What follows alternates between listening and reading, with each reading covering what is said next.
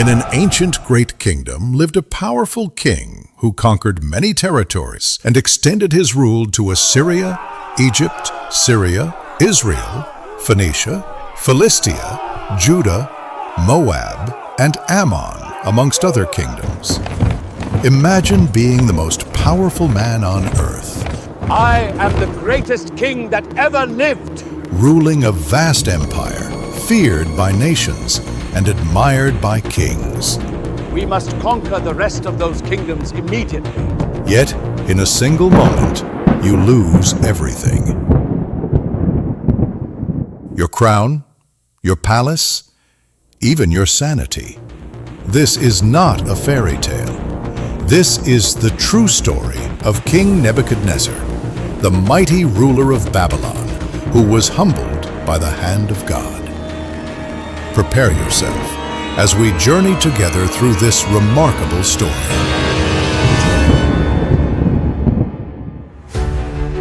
Nebuchadnezzar was the greatest king of the Neo-Babylonian Empire, ruling around 605 to 562 BC. He conquered nations far and wide, including Judah, the land of God's people.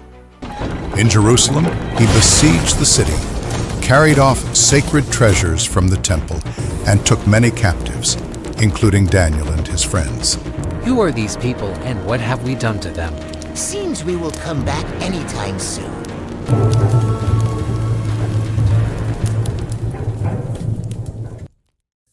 Babylon became the jewel of the world under his reign. He built magnificent palaces, temples, and the famous Hanging Gardens, one of the 7 wonders of the ancient world. Look at the greatness that I have brought upon this land.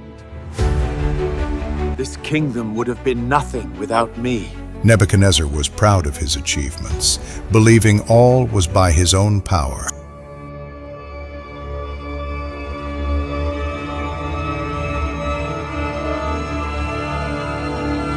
And so one night, Nebuchadnezzar had a troubling dream.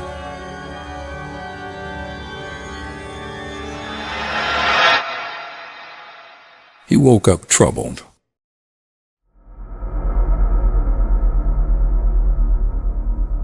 The king paced up and down in his bedroom that night. He sat by his bed all night till the next morning. Sleep escaped his eyelids.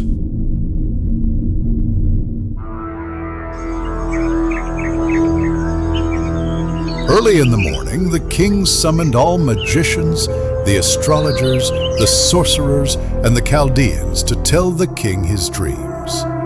I had a terrifying dream last night, and I need you to tell me what dream I had and the interpretation. But none of them could tell the king his dream, let alone to know the interpretation.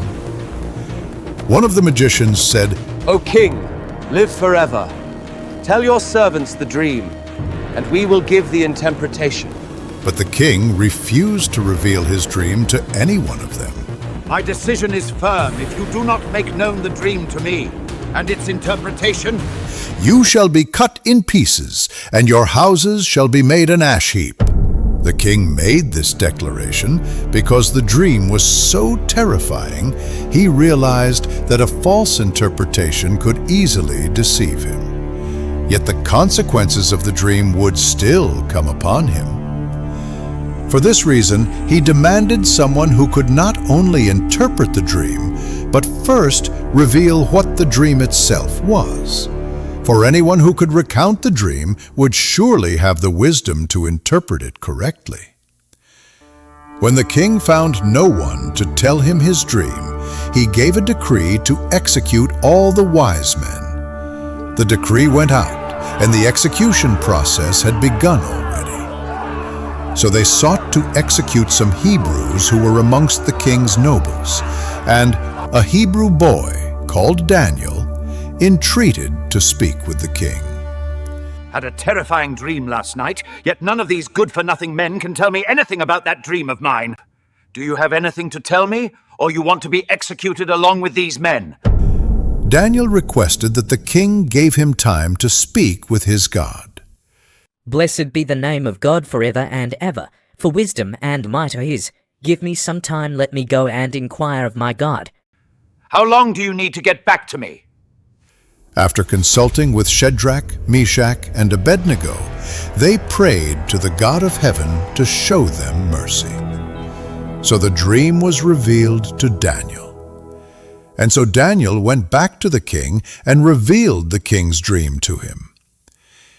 In his dream, the king saw a great statue made of gold, silver, bronze, iron, and clay.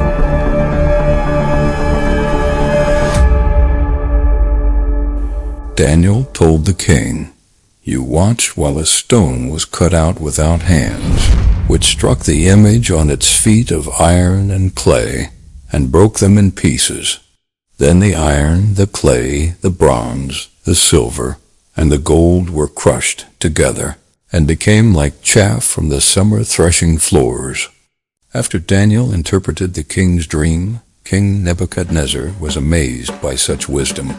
He honored Daniel and Daniel's God, but his pride was not broken yet.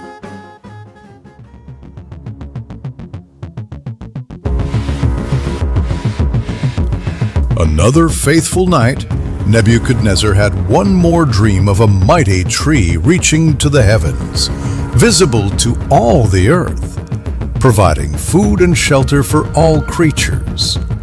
But a holy messenger commanded the tree to be cut down, leaving only a stump bound with iron and bronze.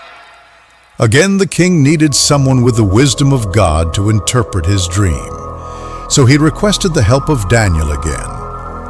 At this time, Daniel was already a man of honor and reputable stature in Babylon. Belteshazzar, chief of the magicians, because I know that the spirit of the holy God is in you, and no secret troubles you, explain to me the visions of my dream that I have seen, and its interpretation. These were the visions of my head while on my bed. Daniel interpreted the dream.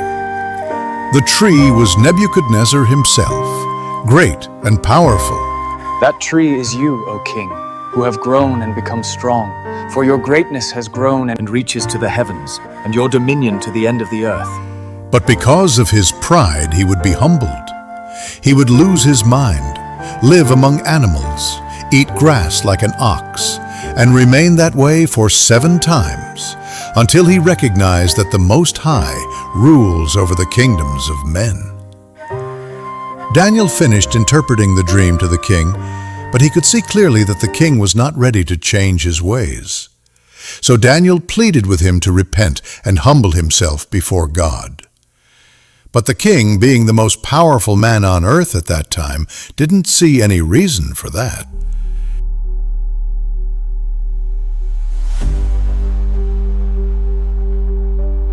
A year later, as Nebuchadnezzar was walking on the roof of his royal palace, and he boasted, Is not this great Babylon that I have built for a royal dwelling by my mighty power, and for the honor of my majesty?